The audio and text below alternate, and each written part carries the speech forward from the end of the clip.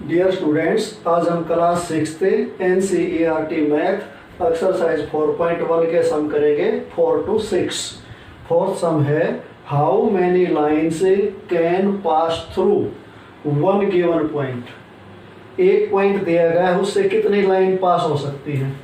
जैसे ये पॉइंट दे दिया, ऐसे लाइन चली जाएगी, इसमें से ऐसे चली जाएगी, ऐसे चली जाएगी, ऐसे चली जाएगी।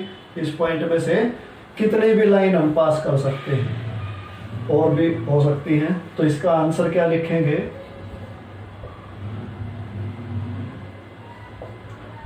ए part uncountable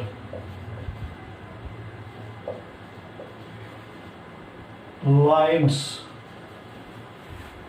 can pass through one given point. One given point से स्टूडेंट्स अनकाउंटेबल यानी कि उनकी गिनती नहीं की जा सकती, इतनी लाइन हमें पास कर सकते हैं।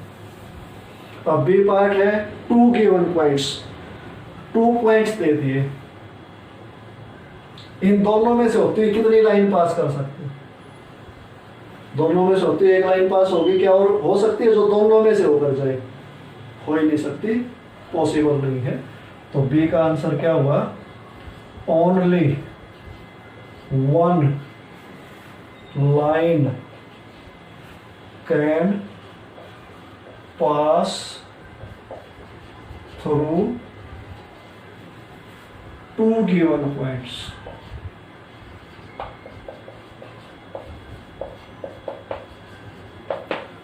ये आपका फोर्थ सम हो गया। अब देखते हैं fifth some.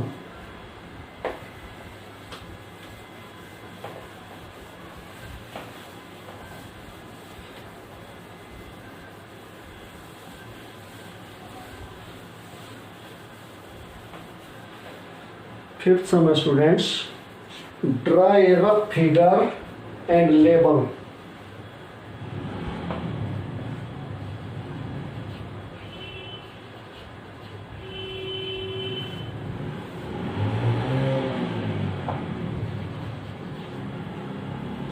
And label suitably.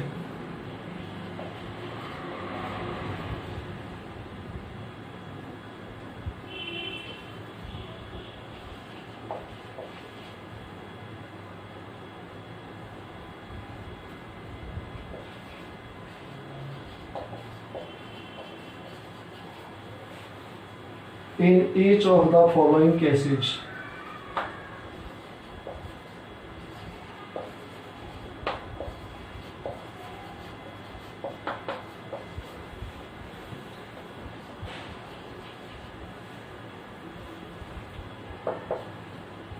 A part है point P lies on line segment A B.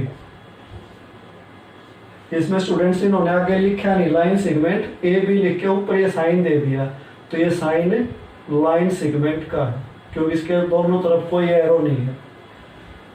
और बी पार्ट में इन्होंने क्या पूछा है, एक्स लाइन एक्स वाई दोनों तरफ arrow, and line P Q. इसमें भी सिर्फ इन्होंने ऊपर साइन दे दिया, हमें अपने आप पता लगाना है कि लाइन है intersecting at M. C part है line L contains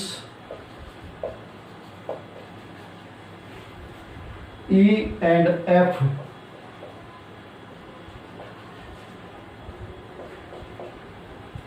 but not D।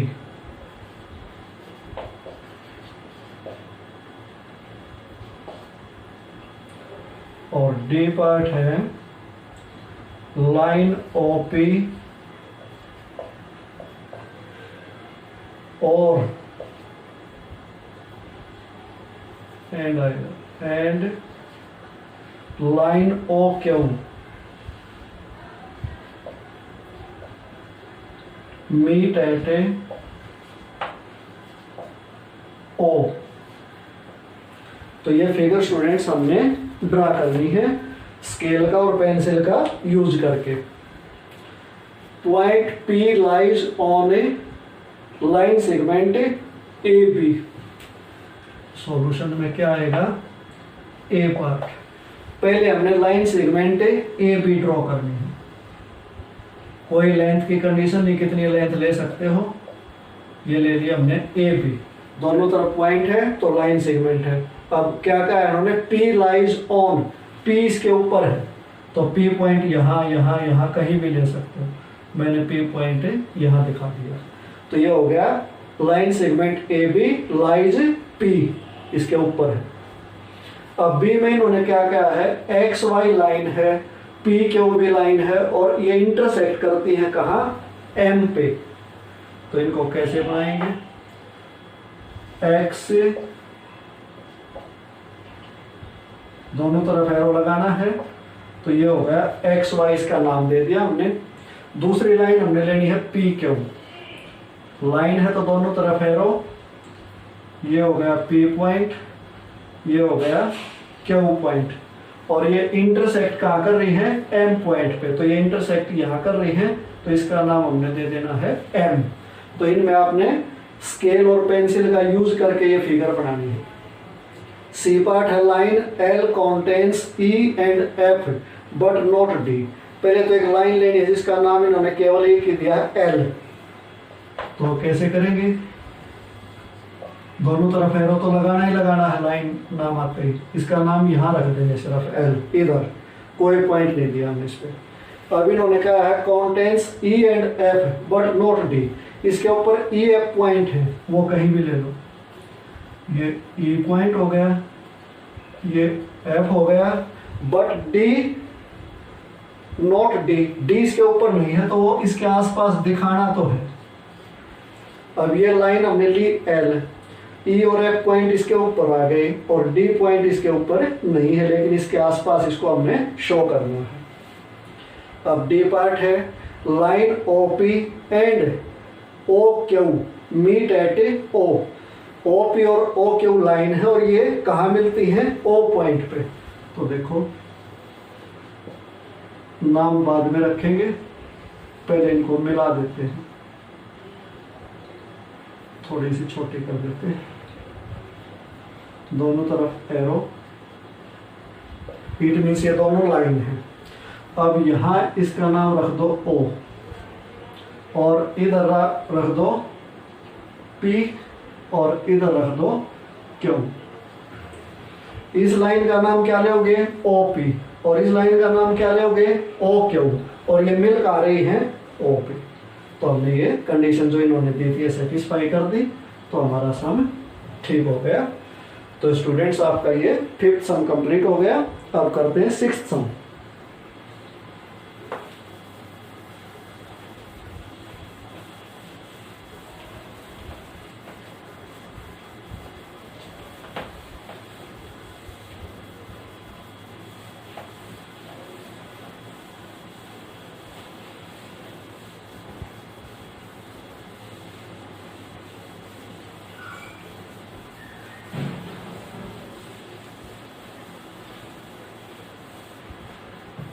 Sixth sum students, consider the following figure of line MN.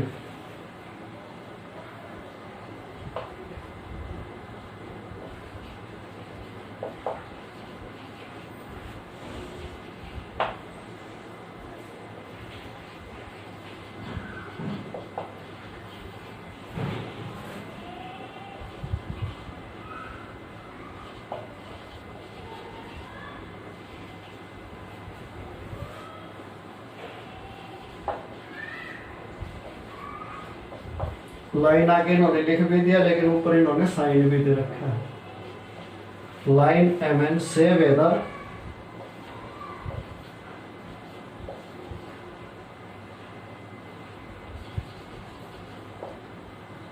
the following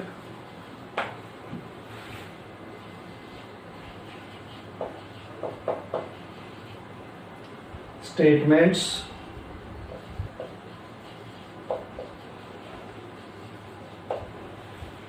are true or false.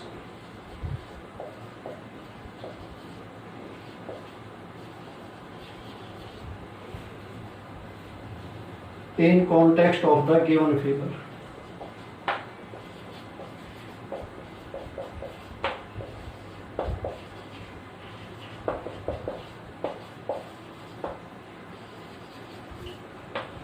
Figure दी गई है,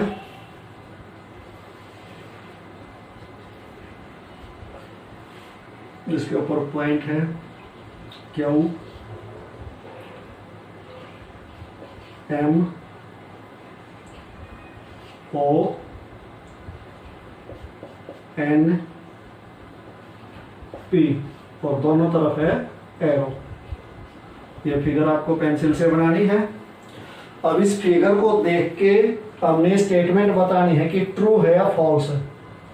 ये स्टेटमेंट इन्होंने दी है Q M O N P are points on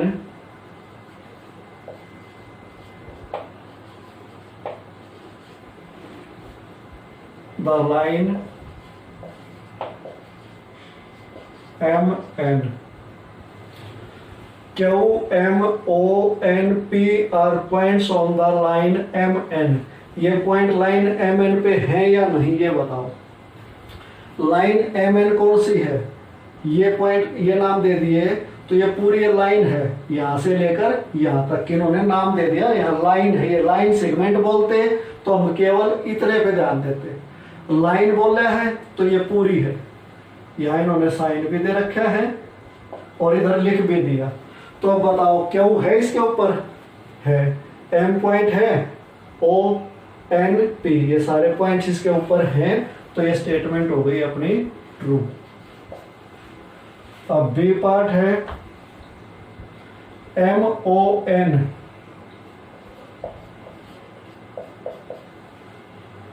are points on a line segment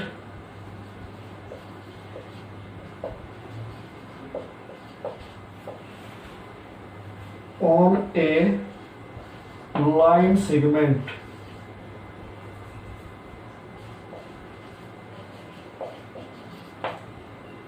MN.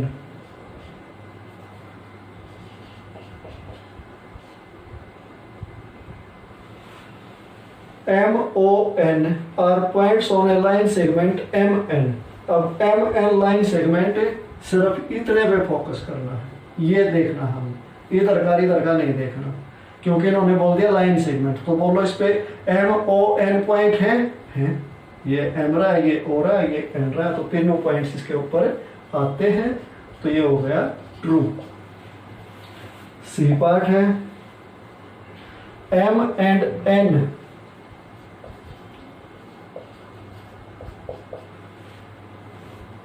are end points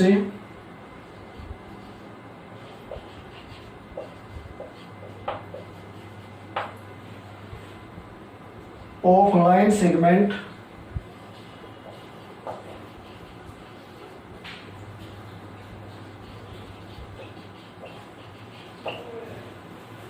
MN। जो M and N है, M and N are the end points of a line segment MN। Line segment MN ये है और इसके and points क्या है, एक M है एक N है, तो ये इन्होंने भी ऐसा ही कहा है, तो ये हो गया ट्रू। नेक्स्ट है D part O and N, O and N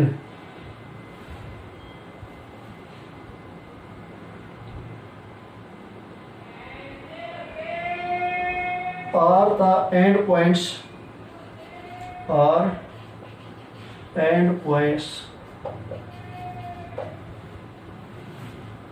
of line segment OP,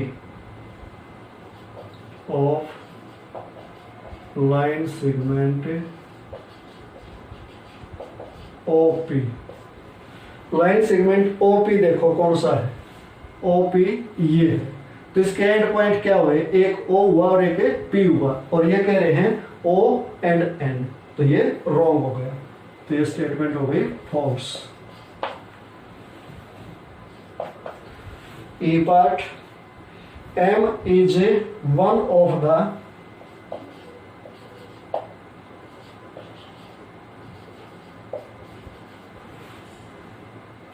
and point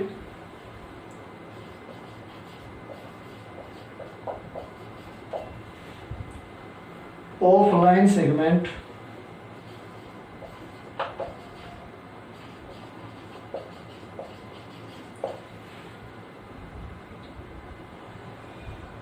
O Q. M is the one of the end point of line segment O Q. Line segment O Q कौन सी है, ये है। तो इसका and point एक तो Q होएगा और एक ओ होएगा, और ये बोलते हैं कि एम है इसका, तो ये फॉल्स हो गया, गलत हो गया ये। इसके तो एंड पॉइंट या तो क्यू हो या ओ हो, एम तो हो नहीं सकता, एम तो इसके बीच में आता है। F part, M is point on, M is point on ray OP.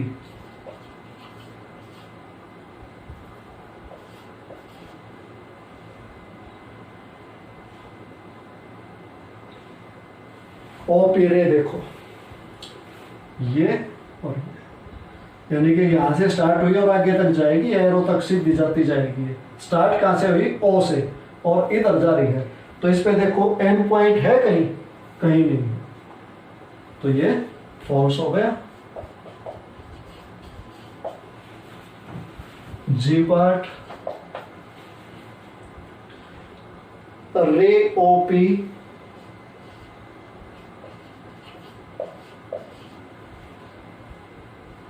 is different from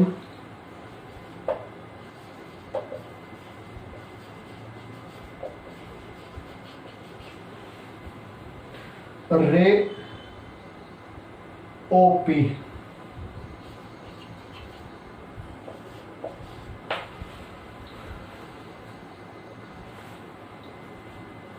ray OP is different from ray QP। तो रे ओपी देखो कहाँ है, रे ओपी ये है, यहां से शुरू हुई और इधर चली गई। शुरू कहां से हुई, यहां से हुई और गई आगे तक। और क्यू पी कौन से हुई, क्यू यहां से रे शुरू हुई और आगे तक गई। तो बताओ ये डिफरेंट है या सेम है, तो ये एक दूसरे के अंदर ही आ गई। जैसे यहां से शुरू हुई और यहां तक गई, ये यहां से शुरू हुई और यहां तक गई, तो एक दूसरे के अंदर ही समा गई है, तो इसलिए ये सेम है। रे ओपी इज डिफरेंट फ्रॉम रे क्यूपी। हाँ जी, क्यूपी से डिफरेंट हो गई, क्यू तो यहां से शुरू हो गई है, तो इतना हिस्सा है जो वो अलग हो गया, तो ये डिफरेंट है। डिफरेंट है तो ट्रू हुआ, एक में नहीं आएगी। एच पॉइंट है रे OP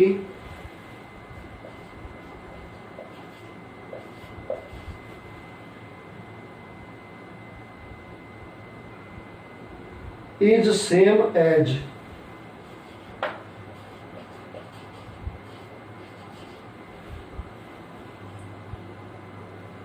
ray OP is same as ray OM। क्या रे OP और OM सेम है? OP देखो कौन सी है, OP तो ये है, यहां से शुरू हुई और आगे तक चली गई, और OM कौन सी है, ये इधर वाले, तो सेम नहीं हुई है, तो ये फॉल्स होगा। एक उधर जा रही है, एक इधर आ रही है। I part, O is not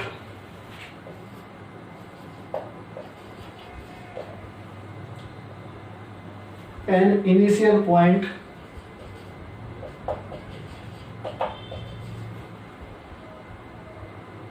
of a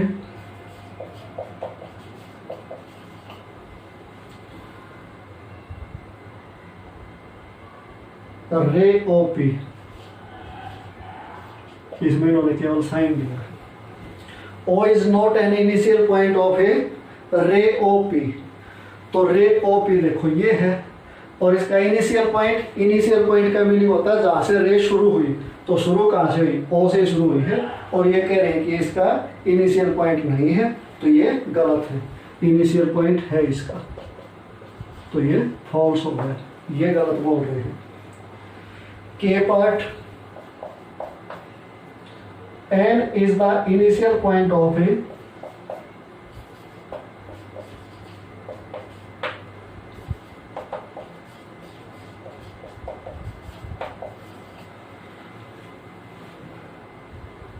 रे NP, इसमें भी इन्होंने साइन दिया है, रे NP एंड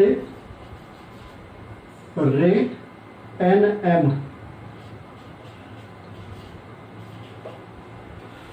जो N है वो रे NP और रे NM का इनिशियल पॉइंट है, तो NP रे देखो कौन सी है, NP रे यहां से शुरू हुई और ये हुई, और NM कौन सी है, यहां से शुरू हुई और इधर आ गई। इन दोनों का इनिशियल पॉइंट यानी कि स्टार्टिंग पॉइंट क्या है, N है, और ये भी ऐसा ही बोल रहे हैं, तो ये ट्रू हो गई है स्टेटमेंट।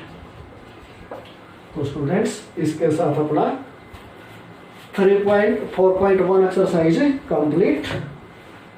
4.2 अगले वीडियो में